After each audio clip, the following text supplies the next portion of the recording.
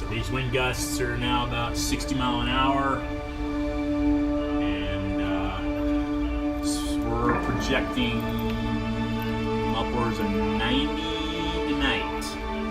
Barely a bird flying somewhere, a piece of debris. But the power is completely out. I'll give you another angle there. You can see the flooding right there, southward. That's all flooding. It's because we got a clogged drain right here. So I'm not too concerned about it. There's not a lot of flooding apart from that. Brickell and downtown Miami have the worst flooding. We have a 13 over here, right along the beach. This is Ocean Boulevard.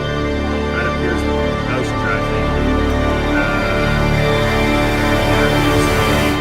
13-foot sand dune built by the Army Corps of Engineers. It stretches, we're on 14th here, 6 blocks down to First Avenue. It lies that sandbar, so we are protected from any surge that's lower than 13 feet. So on the beach, where we're at, no flooding. That is not the case for downtown Miami and Brickell, which are totally flooded. Reports of roofs coming off Hialeah, in Hialeah, cranes down. One reported crane down in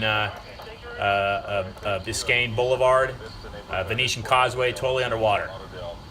3 reported deaths at the moment. I'll keep you updated as much as possible.